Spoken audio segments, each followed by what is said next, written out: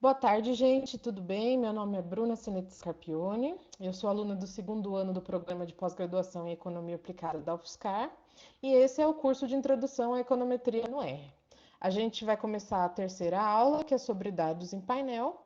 Nesse primeiro momento, a gente vai entender o artigo que a gente vai reproduzir e entender a teoria de dados em painel. Em seguida, eu peço que vocês observem a prática da teoria no R e, por fim, a gente tem uma última apresentação com a discussão dos resultados obtidos. Qual é o artigo reproduzido? Ele se chama Desigualdade de Renda e Crescimento Econômico nos Municípios da Região Nordeste do Brasil.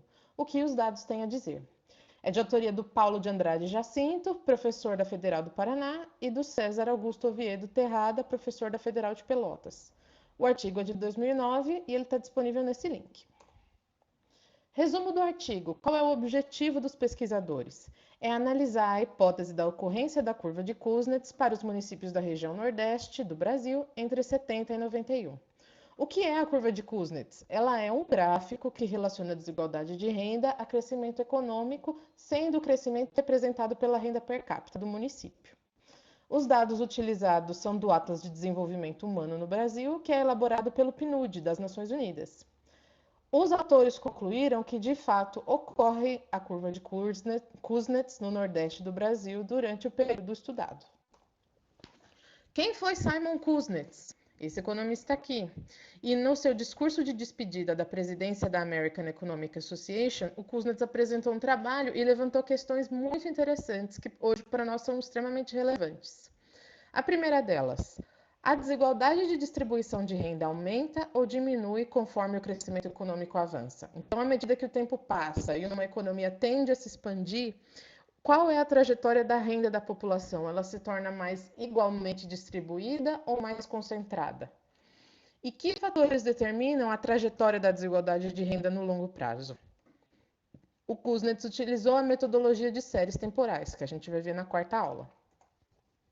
Uma citação do Kuznets nesse discurso que é bastante interessante para a gente entender algumas coisas sobre como funciona o processo de investigação científica. Diz ele: este artigo é talvez 5% de informação empírica e 95% de especulação, possivelmente com um pouco de pensamento positivo. Então a gente vê aqui o Kuznets apresentando um trabalho de uma forma muito modesta, sendo muito modesto nas conclusões que ele apresentou. E ainda assim, o trabalho dele foi pioneiro na investigação do papel da desigualdade na economia. A gente vê que, por mais que haja limitações de dados e limitações metodológicas, o estudo de séries temporais ainda não era tão completo como ele é hoje, o Kuznets fez uma pergunta que o tempo provaria que era muito importante. E a seguir a gente vai ver o porquê. Essa aqui é a curva de Kuznets. No eixo Y a gente tem uma medida de desigualdade, pode ser o índice de Gini, no nosso caso a gente vai usar o índice de Taylor. E no eixo X a gente tem a renda per capita. A trajetória da curva de Kuznets, ela se inicia com o aumento da renda per capita paralelo ao aumento da desigualdade, até que se chega a um ponto de máximo, no qual a desigualdade começa a cair e a renda continua avançando, o processo de crescimento do país continua avançando. No entanto, a análise empírica em diversas metodologias nem sempre detecta esse padrão. Por quê? Como Kuznets elaborou o seu trabalho em 55? Havia uma limitação de dados muito importante, muito relevante. Kuznets conseguiu trabalhar 3 países, Estados Unidos, Inglaterra e Alemanha. E o que eles têm em comum? Eles eram lideranças industriais.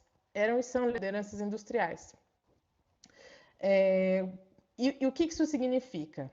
Isso significa que a trajetória a trajetória da curva de Kuznets pode ser descrita pelo seguinte processo.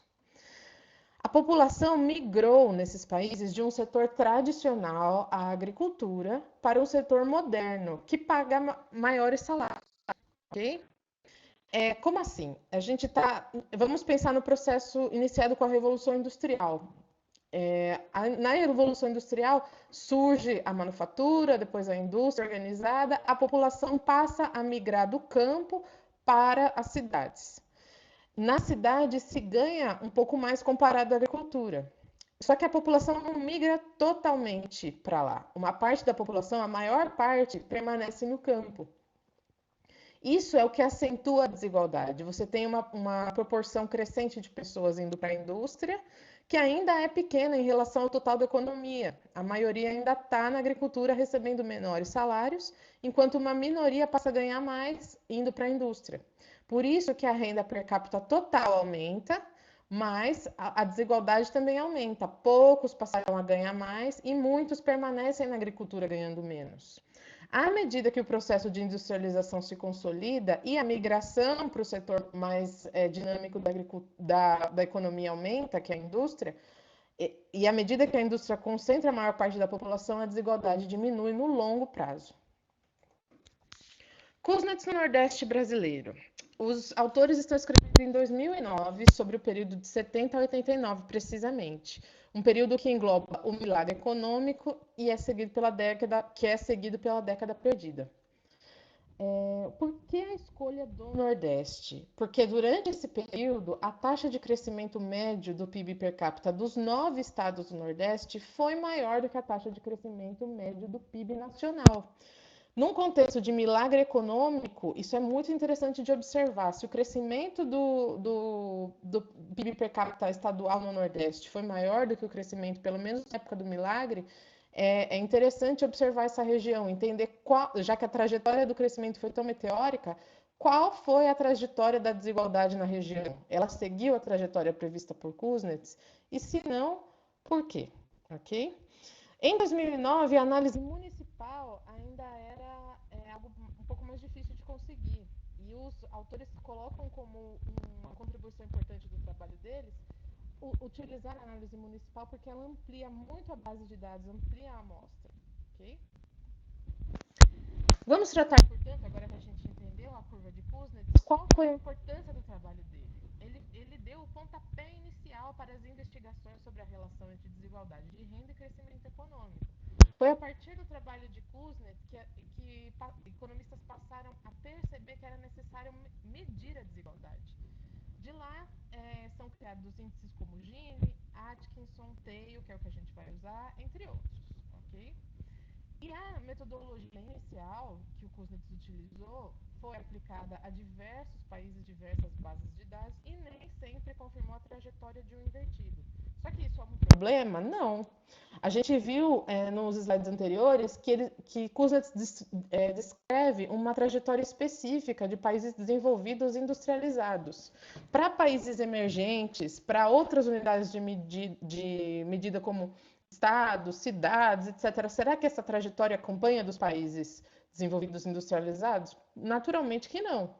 Entender o que determina esses fatores é entender a trajetória das curvas. Por que elas obedecem Kuznets em algumas circunstâncias e por que não obedecem em outras. O trabalho de Simon Kuznets chamou a atenção para o problema da desigualdade de renda ou seja, dentro das nações e entre nações diferentes. Porque até então apenas a eliminação da pobreza e a busca pelo crescimento econômico eram problemas considerados dignos de investigação pela ciência econômica.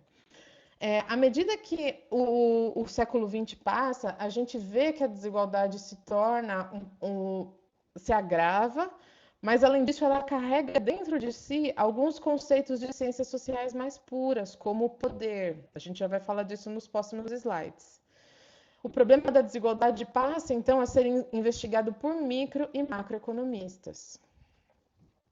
Outros grandes economistas, caso do Amartya Sen, vão tratar do problema da desigualdade. O Sen, ganhador do Nobel de Economia de 98, cuja a maior obra é Desenvolvimento como Liberdade, vai fazer a justificação filosófica da importância do problema da desigualdade. E para isso ele vai falar do conceito de poder, certo? À medida que alguns indivíduos têm maior renda em relação à maior parte da sociedade, esses indivíduos têm poder, inclusive, para solapar solapar instituições como a democracia. Quem quiser saber mais, eu vou fazer um breve merchandising aqui, a minha coluna sobre a obra do Amartya Sen, na primeira edição do jornal Economia Crítica. É uma breve introdução aos conceitos que Sen traz para o debate e uma introdução ao racional por trás do problema da desigualdade. Mais contemporânea a nossa, a gente tem o Thomas Piketty, que escreveu O Capital no século XXI, que foi bastante comentado, e a maior inovação do Piketty foi trazer novas metodologias de mensuração da desigualdade. Até então, a maior fonte de dados, especialmente nos anos 80, que se inicia nos anos 80, eram as pesquisas de autodeclaração, caso da PNAD no Brasil. Aliás, Rodolfo Hoffmann, da Exalc, foi pioneiro no estudo da PNAD e da desigualdade no Brasil. Alertou, inclusive, para o fato de que a máxima de Delfim Neto, vamos deixar o bolo crescer para depois dividir, não ia se realizar. O que o Piketty faz? Ele traz a análise de dados da Receita Federal, e a análise desses dados revela o agravamento da desigualdade numa magnitude nunca antes conhecida. Nunca antes conhecida, não desconhecida, ok? E aí, além disso, ele traz uma conclusão bastante elegante. Qual? R maior que G. Uma conclusão é descrita como elegante quando ela é descrita de forma bastante simples e ela consegue explicar muitos fenômenos ou fenômenos muito relevantes. Aqui no R, Piketty coloca a taxa de remuneração do capital, ok? A taxa de remuneração, digamos assim, do investimento, ok? Produtivo, especulativo, etc. Quando essa taxa é maior do que a taxa de crescimento do PIB, a taxa de crescimento da economia, haverá um agravamento da desigualdade no país. Por fim, no Brasil, a gente tem o Marcelo Medeiros, da UNB, que agora é professor em Princeton, que orientou a tese de doutorado do Pedro Herculano de Souza, técnico do IPEA. E o que eles fizeram foi aplicar a metodologia de Piketty ao Brasil, que novamente encontrou-se um agravamento da desigualdade que as pesquisas de autodeclaração não conseguiam captar, e formou-se um verdadeiro tratado sobre a concentração de riqueza no país. Tanto que a tese recebeu o prêmio CAPES de melhor tese de sociologia e o livro que ela deu origem recebeu o prêmio Jabuti. Para quem se interessar, aqui está o livro do Pedro e a tese original. Vamos agora, gente, entender como pensaram os pesquisadores que elaboraram o nosso artigo, ou seja, aqueles que buscavam verificar a curva de Kuznets para o Nordeste brasileiro. É importante ressaltar, como o próprio Kuznets viveu, que nem sempre o pesquisador consegue fazer tudo o que ele quer da forma que ele quer. E ressaltar ainda que dificilmente a gente executa exatamente o que a gente planeja. O Paulo e o César deixam claro que o mais adequado seria estudar cada município individualmente ao longo do tempo. O que isso significa? Significa que observar é mais importante do que estimar.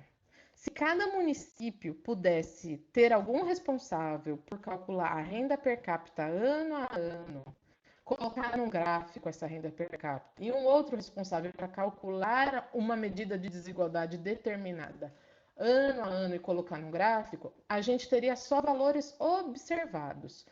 Para o ano de 2000, a gente colocaria lá, renda per capita média foi tal, a desigualdade foi tal. Para o ano 2001, foi tal e tal. A gente colocaria o observado. Como a gente não tem essas informações, por várias razões, a gente não consegue construir essas séries, seja porque há um tempo enorme necessário para documentar, seja porque a gente não consegue encontrar pessoas nas prefeituras ou outros órgãos que se responsabilizariam pela coleta, seja pelo tempo, pelo orçamento que isso exigiria, a gente não consegue construir essas séries. E o que o economista faz quando ele não consegue observar? Ele estima. E aí, para isso que a econometria, uma das milhões de funções da econometria é isso. A gente parte de alguns dados para supor outras coisas. Só que essa suposição não é feita num vácuo, não é feita segundo a nossa vontade. Ela tem alguns requisitos que ela tem que preencher para que ela seja considerada uma representação adequada da população, da realidade, ok? Tanto que vocês viram o teorema de Gauss-Markov lá com a Bruna na primeira aula. Qual foi a solução que o Paulo e o César encontraram? A solução, a estimação do que não se pode observar, foi feita com base na estrutura de dados em painel, utilizando todos os municípios do Nordeste, dá em torno de 1.700, 1.800 municípios, a gente vai ver na aula de R, dos 9 estados do Nordeste. E o que isso significa na prática, gente? Se a gente pudesse observar, marcar lá no nosso gráfico, cada município tivesse um responsável por elaborar esse gráfico, esses gráficos refletiriam o estágio de desenvolvimento e de crescimento de cada município. Então, para Salvador, você teria um gráfico que representa a trajetória de desenvolvimento de Salvador. Para Teresina, que é outra capital completamente diferente, você teria um gráfico que representa aquela trajetória de desenvolvimento particular. Mas a gente não tem isso. A nossa estimação vai encontrar médias de variação de desigualdade e de renda.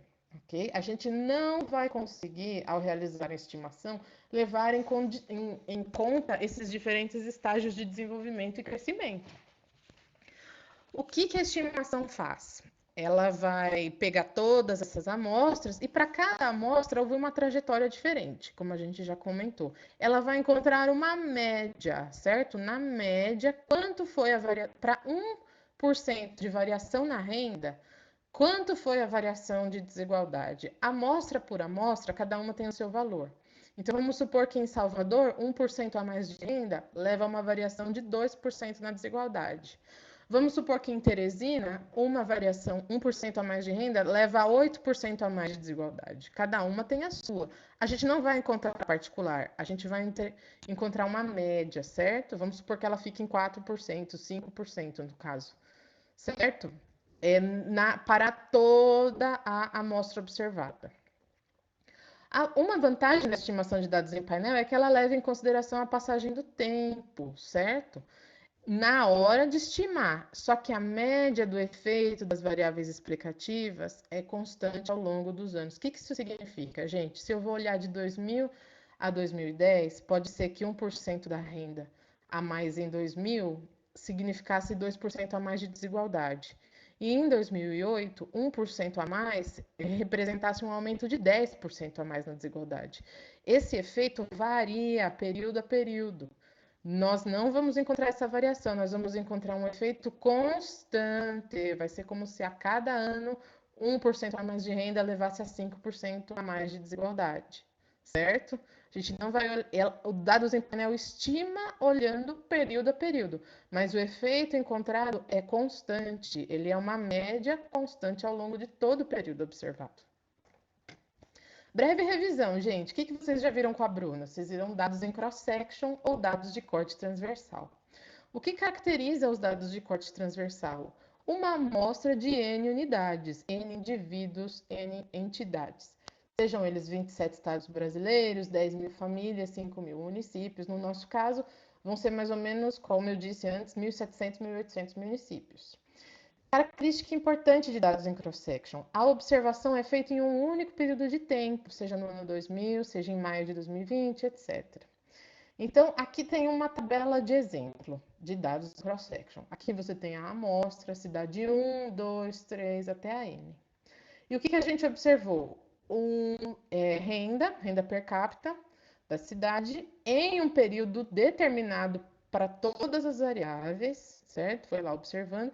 Y é a nossa variável dependente. A gente vai tentar explicá-la com as seguintes variáveis: número médio de anos de estudo na cidade, para cada uma das cidades, número médio de estudo da mãe na cidade, e uma variável binária que mostra se a cidade é urbana ou é rural, certo? Como que a gente estima dados de corte transversal? Vocês viram que é pelo método de mínimos quadrados ordinários, certo? Ele é o método mais conhecido. A gente ainda tem o método dos momentos, método da máxima verossimilhança, que é muito importante para séries temporais, enfim. E a estimação por mínimos quadrados ordinários gera regressões lineares múltiplas. Uma prévia da próxima aula, da última aula do curso, séries temporais. Qual a diferença de séries temporais para dados de corte transversal? Os dados de corte transversal observam uma amostra de tamanho N em um período só. Agora, as séries temporais observam uma variável ou mais ao longo de um período de tempo T, certo? O que é o tamanho da amostra de séries temporais? Ele é considerado o seu número de períodos. Então, eu tenho aqui a variável renda per capita observada de 2000 até o ano T, certo? Um breve quadro comparativo. A amostra de dados de corte transversal é de N indivíduos, certo? N unidades. Enquanto que em séries temporais, geralmente eu olho um único ente, seja o Brasil, seja a América Latina, seja a sua cidade, enfim. Os períodos de dados de corte transversal são únicos, ok? Atenção a essa metáfora, gente. O que é um dado de corte transversal? É uma foto de um grupo em determinado momento. Mas nessa foto não sai a imagem, saem as variáveis. Então, vamos supor que em vez de dados em painel, eu fosse fazer dados de corte transversal. Eu ia olhar todos os municípios do Nordeste no ano passado. Eu ia tirar uma foto das variáveis de renda per capita, de número médio de estudo, de número médio de estudos da mãe, etc., no ano de 2009. Eu ia tirar uma foto dessas variáveis lá. A série temporal não. A série temporal observa N períodos, ok? Anos, dias, meses, etc. Variáveis. Enquanto em dados de corte transversal a gente realiza uma regressão múltipla de variável dependente com uma ou mais variáveis explicativas dessa variável dependente, a série temporal busca explicar a variável de interesse se relacionando a si própria em processos de médias móveis ou de autorregressão. Na quarta aula eu vou explicar isso para vocês. E por que eu revi tudo isso e expliquei tudo isso? Porque os dados em painel são uma união entre dados de cross-section e de séries temporais.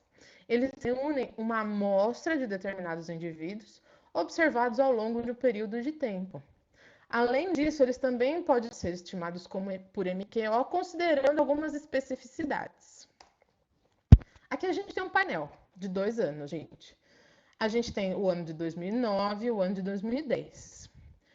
Aqui está a minha amostra de N cidades para 2009 e essas mesmas N cidades para 2010, ok? As variáveis observadas estão aqui, a dependente e as explicativas, ok? Ou independentes.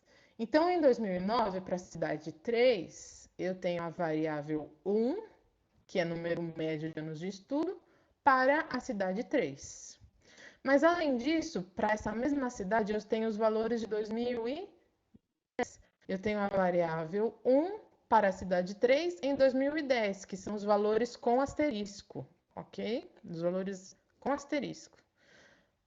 Variável 2, a mesma coisa. Para o indivíduo 3, eu tenho a variável 2 na cidade 3 em 2009 e a variável 2 da cidade 3 em 2010, certo?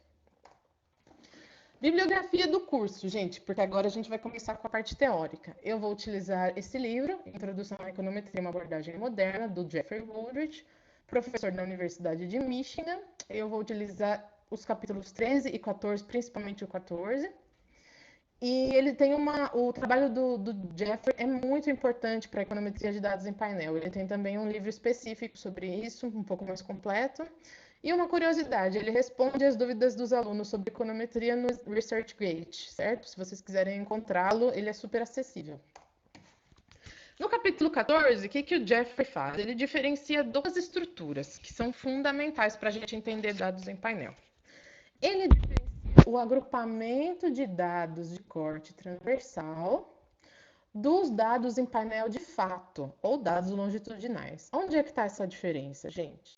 Quando eu tenho um agrupamento de dados de corte transversal, ou ainda assim, dados empilhados, dados agrupados, o que caracteriza esse tipo de estrutura?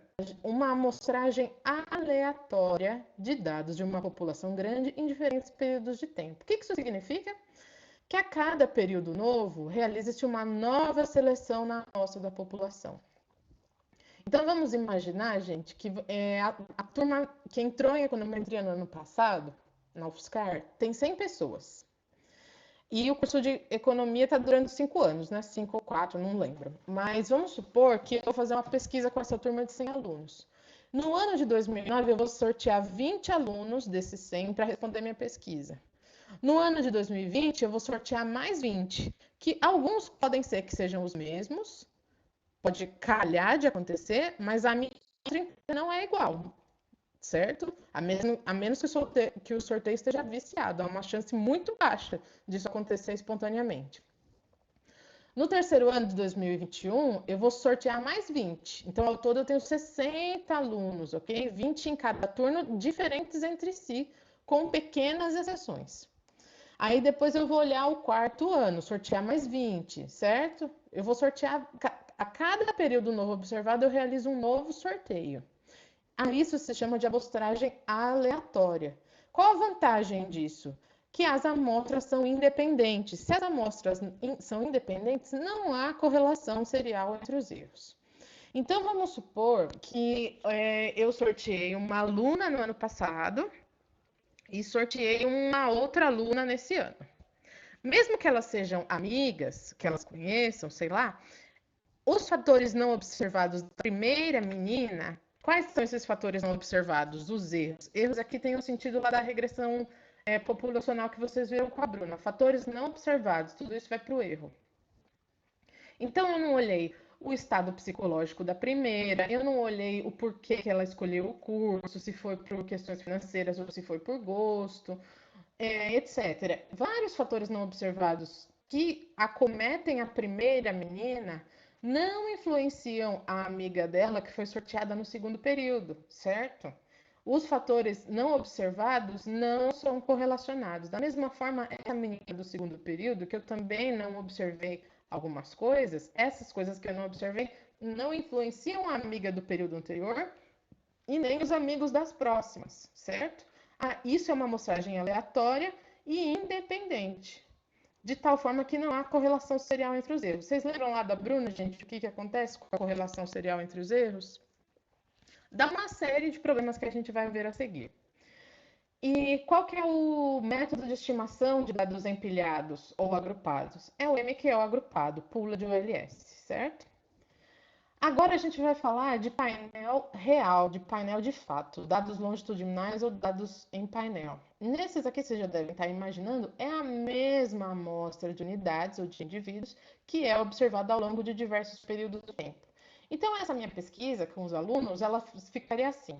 No primeiro ano eu sorteei 20 alunos, no segundo ano eu vou olhar esses mesmos 20, vou colher de novo as variáveis desses mesmos 20. No terceiro, a mesma coisa, são os mesmos 20 e eu vou colher de novo as variáveis, vou ver se alguma coisa mudou. Até o fim do meu painel, eu vou colher as variáveis das mesmas pessoas, da mesma amostra. E aí, pensando em fatores não observados, como por exemplo, a mesma moça vai até o fim da minha pesquisa. Eu olhei as variáveis dela no primeiro ano e eu vou até o quinto ano do curso olhando as variáveis dela. Os fatores não observados no primeiro ano, vamos supor o estado psicológico dela, se ela entrou por pressão, se ela gosta, se ela não gosta, se ela tem algum transtorno de aprendizado ou algum transtorno de personalidade, enfim, etc. Depressão, esse tipo de coisa. Esses fatores que eu não coloquei no modelo no primeiro ano, com certeza vão influenciar até se ela vai ficar no curso ou não. Eles vão influenciar a minha amostra do quinto ano, certo? Portanto, os erros são autocorrelacionados e isso exige tratamento especial. Os erros, os fatores não observados, são classificados para dados em painel em efeitos fixos ou efeitos aleatórios, que a gente já vai ver a seguir. E esse tipo de dado é estimado por mínimos quadrados generalizados ou ponderados, que é um modelo que trata a autocorrelação serial dos erros. Vamos entender o exemplo, vamos entender de uma forma mais concreta o que são fatores não observados. Vamos pensar lá nos 1.700, 1.800 municípios do Nordeste. Dentro desse município, você tem as pessoas, tem o setor econômico, os agentes econômicos.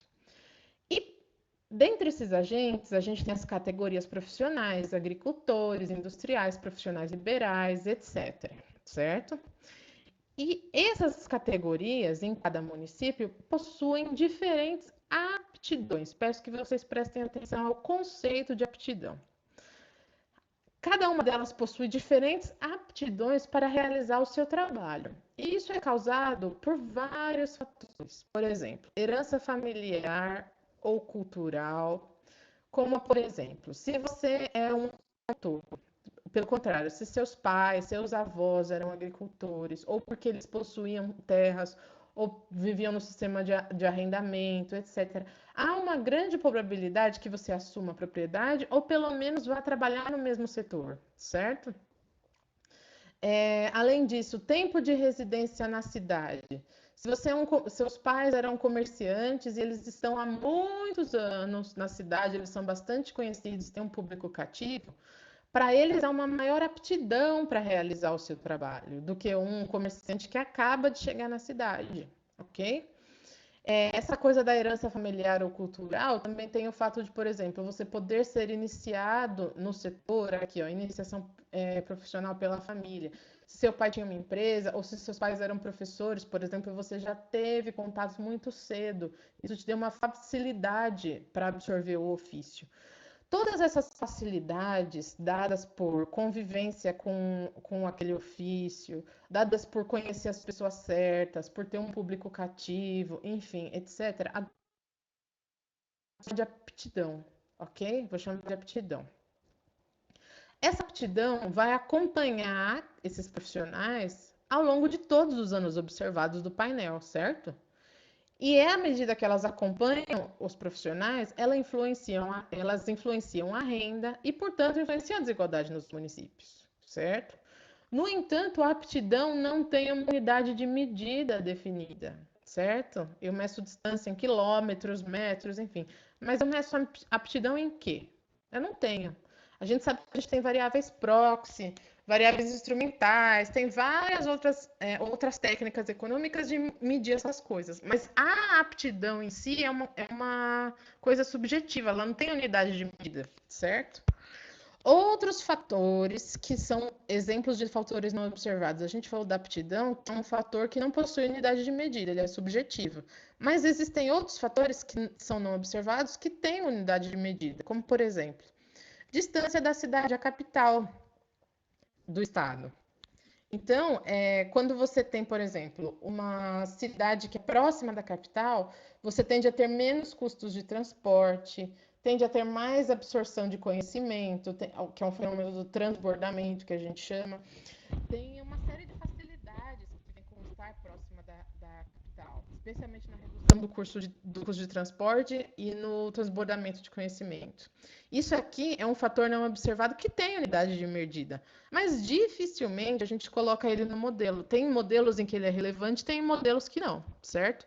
Só que a distância da cidade à capital é um fator que acompanha a cidade ao longo dos anos de painel que eu vou observar, certo? Outra coisa, esse aqui especialmente para quem lida, por exemplo, com agricultura, enfim.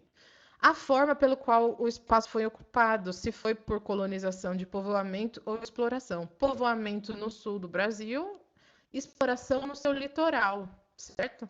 Além do mais, você tem a interiorização das regiões centro-oeste e norte, que também foi peculiar. Esses fatores você nem sempre coloca no modelo, a menos que eles sejam muito imprescindíveis, até porque eles são difíceis de formular para colocar no modelo, às vezes. Você pode usar dummies, pode usar, mas nem sempre compensa você incluir esses fatores sutis no modelo, certo? Então, eles vão lá para os fatores não observados. Mas significa que eles não influenciam os anos de painel que eu vou observar? Influenciam, sim. E como que a gente trata esse fato dos fatores não observados serem tão importantes? Vocês já devem ter uma certa intuição sobre isso, gente. Quando a gente está falando de agrupamentos de corte transversal, de dados empilhados, qual que é esse caso? O caso em que a gente sorteia a amostra a cada período observado. Isso facilita muito porque a amostra é independente. Portanto, não ocorre autocorrelação serial dos erros, a menos que haja problemas na especificação do modelo, também conhecido como culpa do pesquisador, ok? Você, ou eu, ou qualquer um que esteja lá fazendo, se ocorreu problema de autocorrelação amostral em agrupamento de corte transversal, dados empilhados, não, isso não vem da amostra, vem do fato de, às vezes, você ter um problema de viés de variável omitida, você não colocou uma variável muito importante que era para estar no modelo, e essa variável está lá dando problema. Está lá nos fatores não observados dando problema. Vamos dar um exemplo disso aqui, gente. É o que a gente falou antes. Eu tenho um agrupamento recorte transversal de alunos. Eu sorteei lá as pessoas a cada ano de faculdade, sorteei 20. A amostra é independente. Os fatores não observados da menina que participou no primeiro ano não influenciam a outra menina que participa no segundo, certo? A menos que haja problema na especificação do modelo. No caso de dados em painel, ocorre a correlação serial. Por quê? Porque a mesma amostra é observada ao longo dos anos.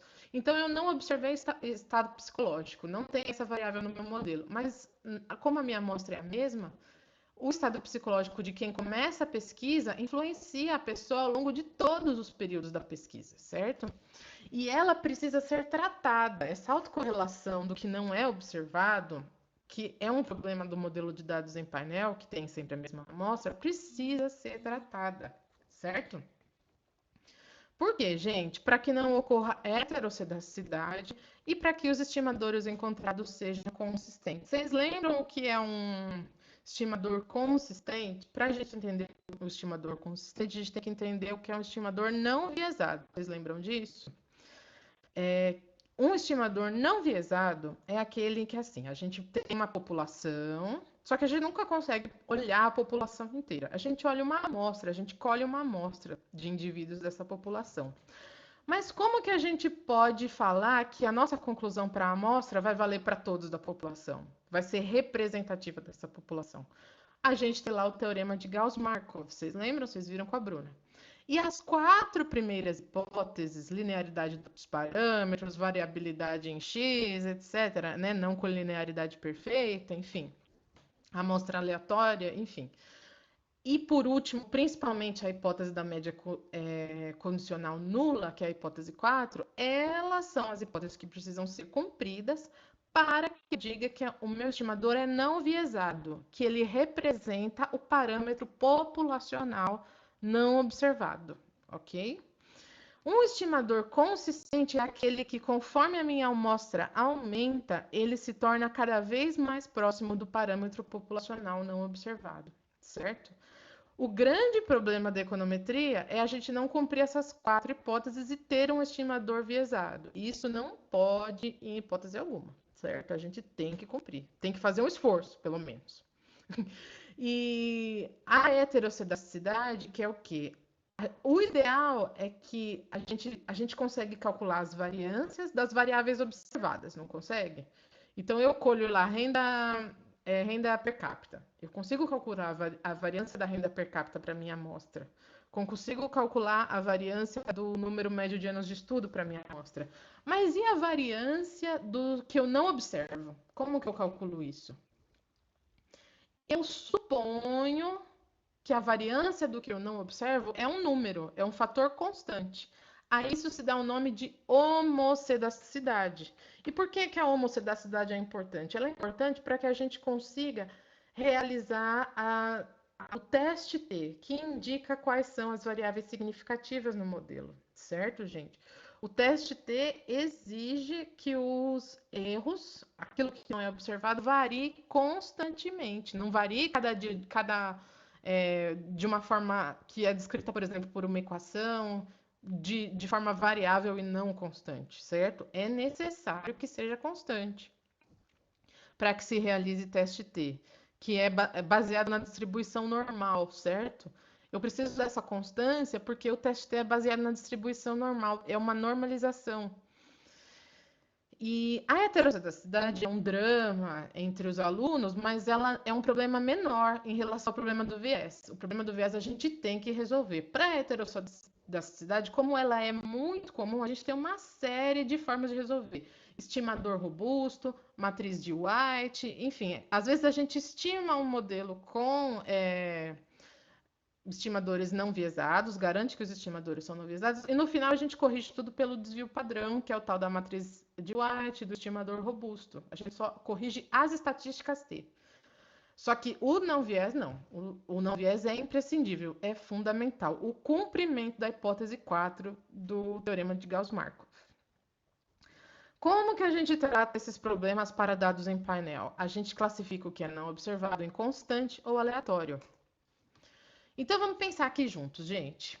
Esse alfa e t representa os fatores não observados do município I. Então, vamos supor que eu tenho o município de Teresina, Piauí, aqui. E eu tenho o ano 2000. Então, no ano 2000, em Teresina, eu não observei tais fatores, que estão lá no errinho, ok? Esses fatores se dividem, por exemplo, em constantes, está vendo que não tem o T?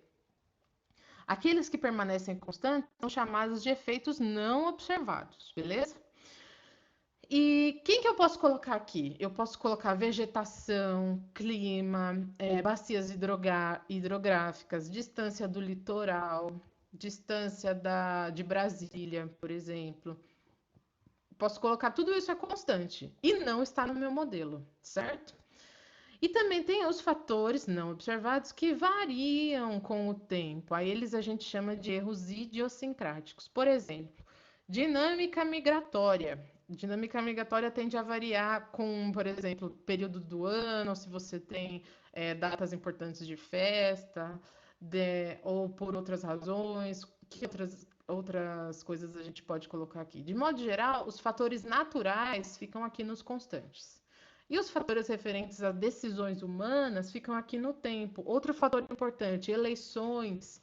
Eu não coloco eleição em todos os meus modelos, mas as eleições são importantes porque elas influenciam o investimento público, por exemplo, ok? E elas variam, certo? Elas não permanecem, não tem eleição todo ano, certo? Está tudo aqui.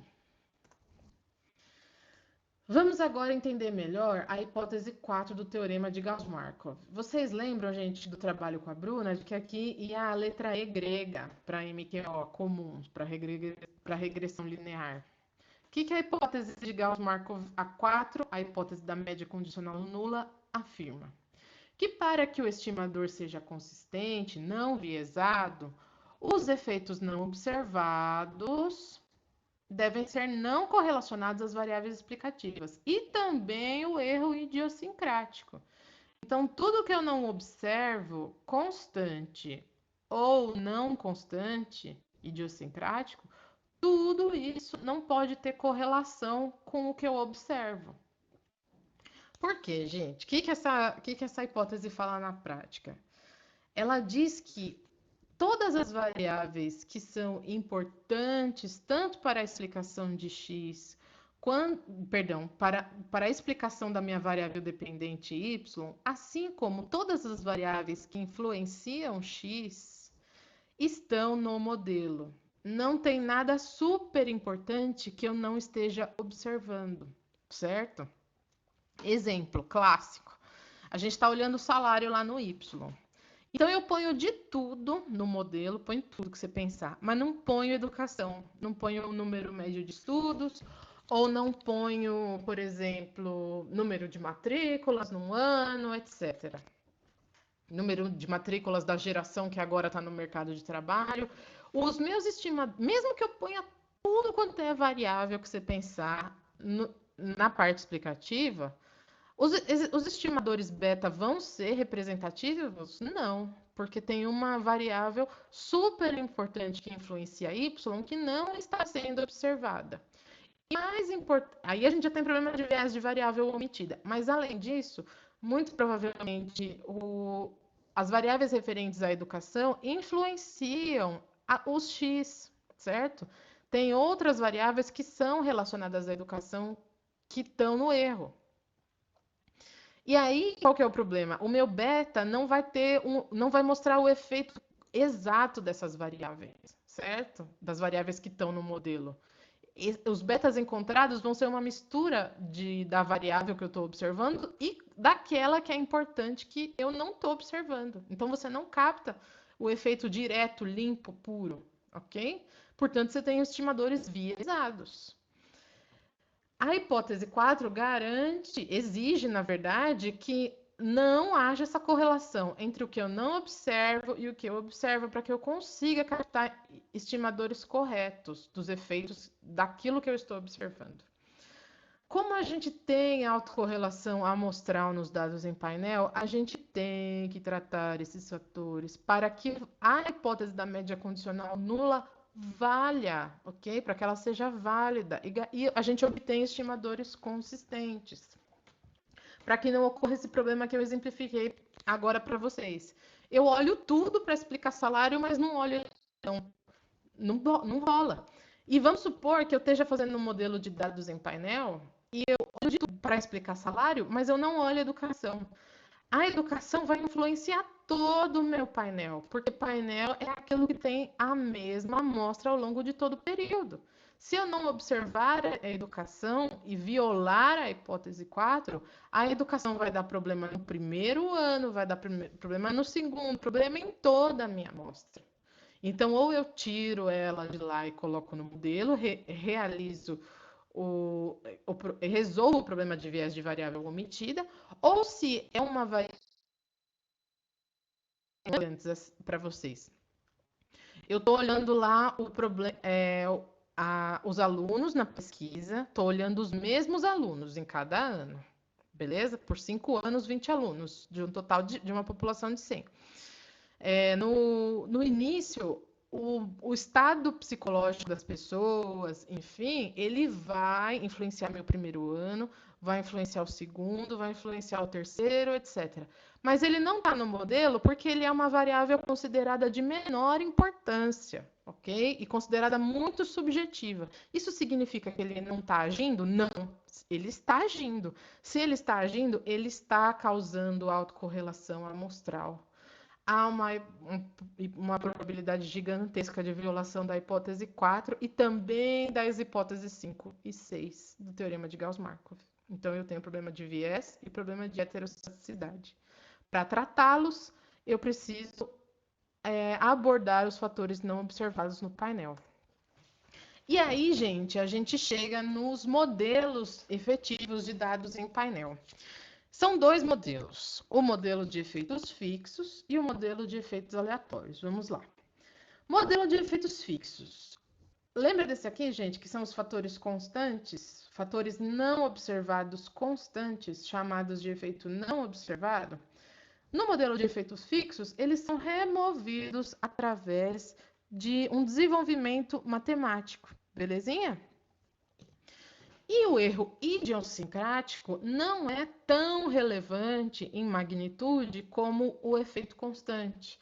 Portanto, o erro idiosincrático, que são aqueles fatores que variam, aquilo que é não observado mais varia, ele vai para o erro comum, para o qual a gente assume a validade da hipótese 4, ok? Da hipótese da média condicional nula. Vamos dar um exemplo, gente. Lembra que eu falei para vocês que geralmente a gente tem esse modelo de efeitos não observados constantes quando a gente está falando de natureza. Minha monografia, eu trabalhei com agricultura. Então, assim, quando a gente trabalha com agricultura, a gente tem uma série de coisas que influenciam.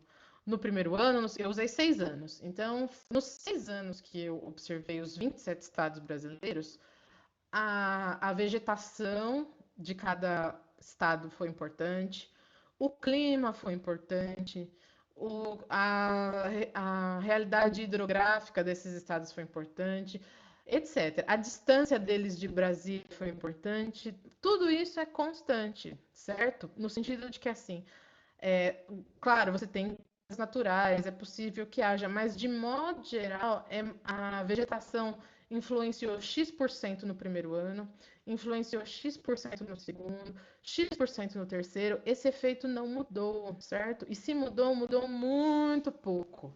De fato, é possível aproximar o efeito da vegetação e dos outros fatores naturais que eu não pus no modelo. Eu coloquei no modelo várias outras variáveis referentes à agricultura. Máquinas por metro quadrado, uso de fertilizantes por metro quadrado, várias outras coisas. Mas esses fatores naturais eu não coloquei, eles estavam lá no fator observado. Mas como o efeito deles é constante a cada ano, através de um desenvolvimento matemático, ele é removido, ok? E os fatores que oscilam, geralmente quando a gente está falando do setor agrícola, tudo que oscila é menos relevante em relação ao que não oscila, em relação ao que é constante. Esse daqui se junta ao clássico erro, certo? Para o qual vale a hipótese 4. E quando é o contrário, a gente tem o modelo de efeitos aleatórios. Assume-se que o efeito dos fatores não observados, aquilo que é constante, é totalmente não correlacionado com as variáveis explicativas. O que isso significa, gente? A gente assume que vale a hipótese 4 para os fatores não observados constantes, certo? E como esses aqui não são tão relevantes, eles se juntam a esse aqui, para o qual vale a hipótese 4. No entanto, o componente aleatório, o erro idiosincrático, é relevante ao longo da amostra. Portanto, há variância não constante dos erros heterocedasticidade. E aí, como que a gente resolve? Exemplo. Eu estou olhando o gasto público. Minha variável dependente é o gasto público, certo? E aí, uma coisa que eu resolvi não colocar na minha regressão, coloquei vários outros fatores, mas eu não coloquei eleições. E a gente sabe que as eleições têm um efeito relevante sobre o gasto público. Em ano de eleição, você tem um aumento significativo do gasto público. Terminada a eleição, você tem uma queda. Ainda assim, ele continua positivo na maioria das vezes, mas há uma queda significativa. Terceiro ano, mais ainda. E quarto também. Isso só para falar de federação, né, gente? Se a gente observar todos os tipos de eleição, a gente vai ter uma mudança no gasto público de 2 em 2 anos. Então, qual que é o efeito das eleições sobre o gasto público, considerando só mandatos federais? A gente vai ter, no primeiro ano, um aumento enorme, no segundo, um aumento de X%. No segundo ano, esse aumento já vai ser X sobre 2, vai ser menor. No terceiro ano, X sobre 4. E assim, até chegar de novo em ano de eleição e ele disparar, X. Foi constante o efeito das eleições? Não, foi variável, foi aleatório. A cada ano eu tive um efeito diferente desse fator que eu optei por colocar nos fatores não observados, optei por deixar fora do meu modelo. Significa que porque ele está fora do modelo ele não está agindo? Não, ele está agindo. Ele está causando heterocedasticidade, certo? E o que a gente faz para tratar isso? A gente usa mínimos quadrados ponderados. O que eles fazem? Eles atribuem pesos, ok? À variância dos fatores não observados. E por isso eles retiram a heterocedasticidade dos dados. Presta atenção agora, gente. O que o método de mínimos quadrados ponderados faz? A gente tem lá o Y observado, não tem? Que a gente colhe diretamente da amostra. Então, utilizando o modelo de salário que a gente falou antes. Eu colho lá da pessoa, o salário é tal, pessoa 2, o salário é tal, pessoa 3, o salário é tal. Isso é o meu Y observado. Mas eu também colho outras variáveis, não colho? Que são as explicativas. Eu colho lá número médio de anos de estudo, número médio de estudos da mãe, blá, blá, blá, blá, e eu multiplico por betas. Não multiplico por betas?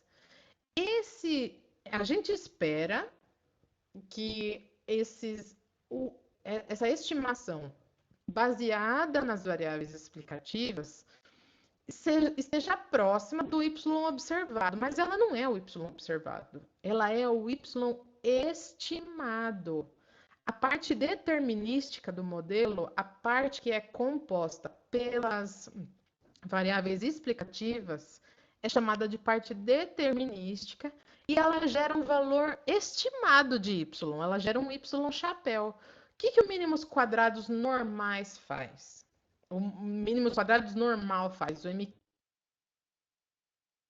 para uma função dada por determinados betas que minimize a distância entre o que foi observado, colhido da amostra, e o que é estimado pelo modelo, aquilo que vem das variáveis explicativas, certo? Por isso que chama mínimos quadrados. Mínimo o quê? Mínima diferença ao quadrado, certo? MQO, mínima diferença, que a gente omite que o erro quadrático é a diferença entre o y observado e o y estimado, certo?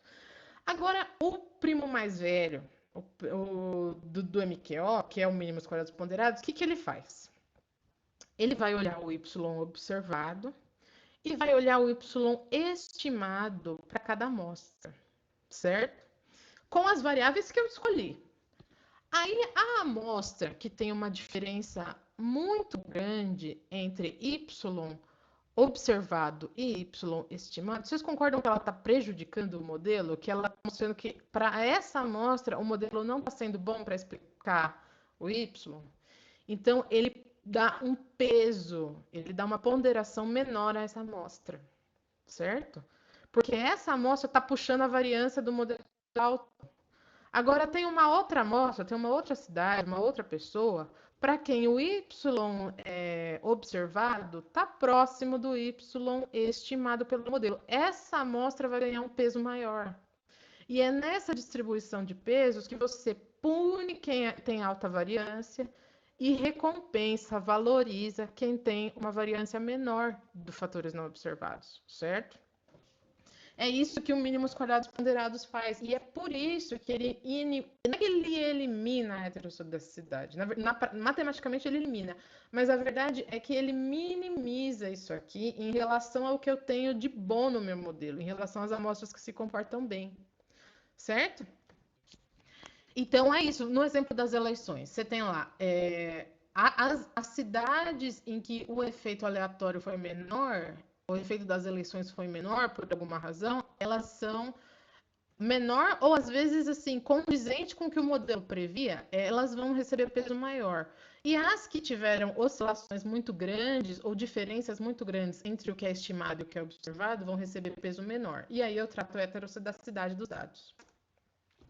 Como que eu decido entre um modelo e o outro? A gente usa o teste de Hausmann, certo?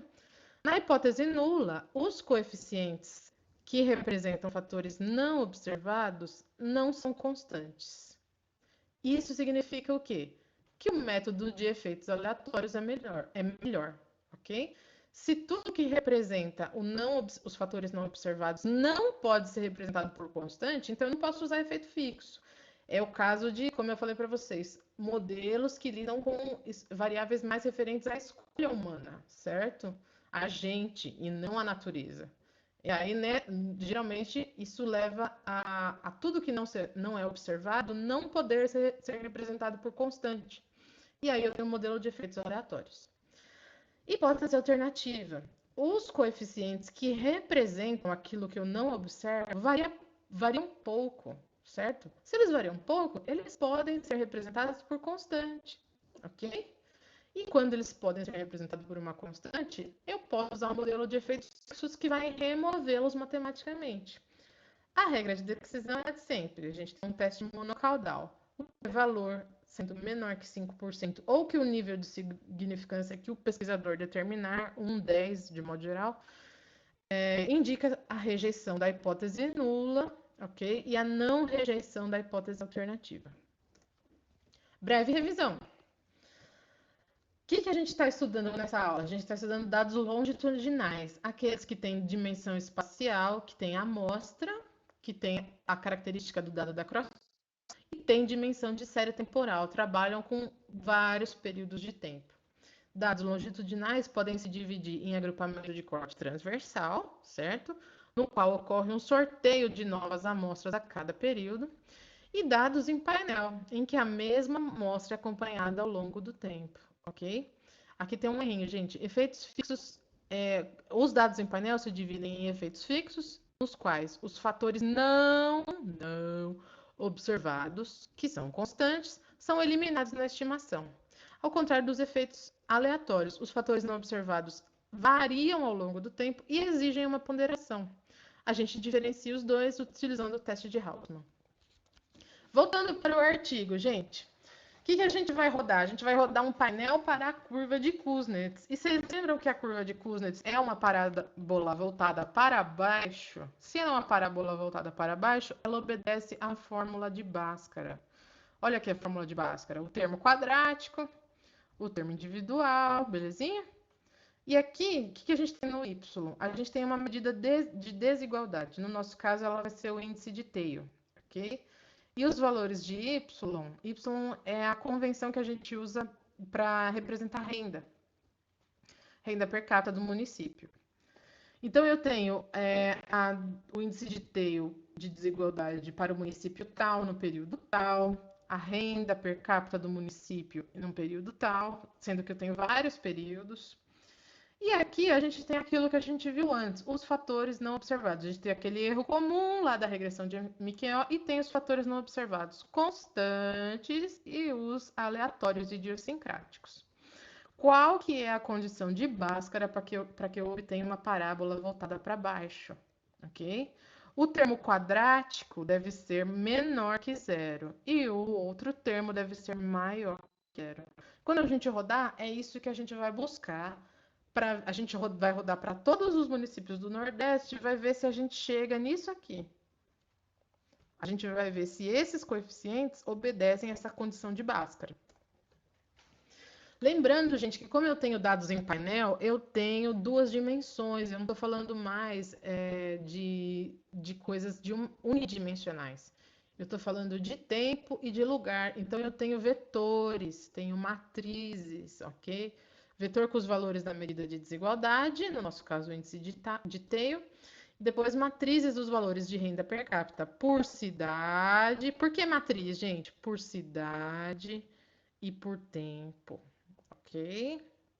Mesma coisa o vetor de coeficientes. 1 a n municípios, então eu tenho uma dimensão n e também tenho uma dimensão t de anos observados.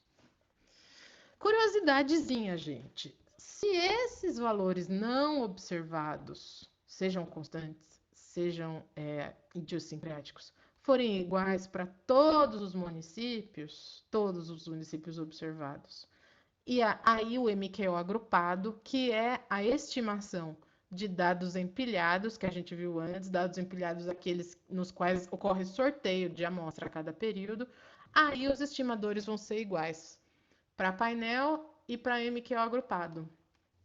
Quando? Quando os fatores não observados forem iguais para todos os municípios. A gente sabe que isso é muito raro, certo? Isso é possível quando a gente usa amostra aleatória, sorteio, por quê? Porque aí eles ficam pequenos, eles ficam irrelevantes. Mas quando você está olhando um município por muito tempo, eles ganham um papel maior. O mais comum, portanto, é que o efeito dos fatores não observados seja diferente para cada município observado. Cada município tem o seu alfa e t, certo? E aí, por causa disso, cada um anda de uma forma, a gente precisa que eles sejam ponderados. Desigualdade. Índice de Theil, que é de 67. Theil é um economista holandês, se eu não me engano, que criou também os mínimos quadrados em 2 estágios. O que é o índice de Theil? A gente não vai interpretá-lo, tá, gente? Na verdade, assim, a gente não vai avaliá-lo. A gente só vai entender a interpretação. Ele é o logaritmo neperiano da razão entre média aritmética da renda per capita de uma família e média geométrica dessa mesma renda familiar, belezinha? Se essa razão for igual a 1, como o logaritmo neperiano, o que é logaritmo? Lembra, gente? É tudo elevado a zero equivale a 1, certo? Para eu obter o valor 1 dessa razão, eu preciso que o expoente seja zero. Então, o índice vai ser zero. Quando o Theil for igual a zero, eu tenho uma distribuição perfeitamente igualitária da renda na população. Agora, quanto maior for a razão entre as médias, 0,9, 0,8, for um número quebrado e alto, próximo de 1, aí maior será o expoente necessário, maior será o valor do índice de Theil e mais desigual será a distribuição de renda. Chegamos ao final da aula introdutória e parabéns, gente, para quem conseguiu chegar até aqui. Agradeço muito a atenção de vocês. Peço que a seguir vocês assistam a estimação no R e vamos rodar agora, tá? Assistam ao vídeo da execução no R. Muito obrigada pela atenção e qualquer erro que ocorreu nessa apresentação, vocês podem me comunicar e é inteiro de minha responsabilidade. Obrigada mesmo.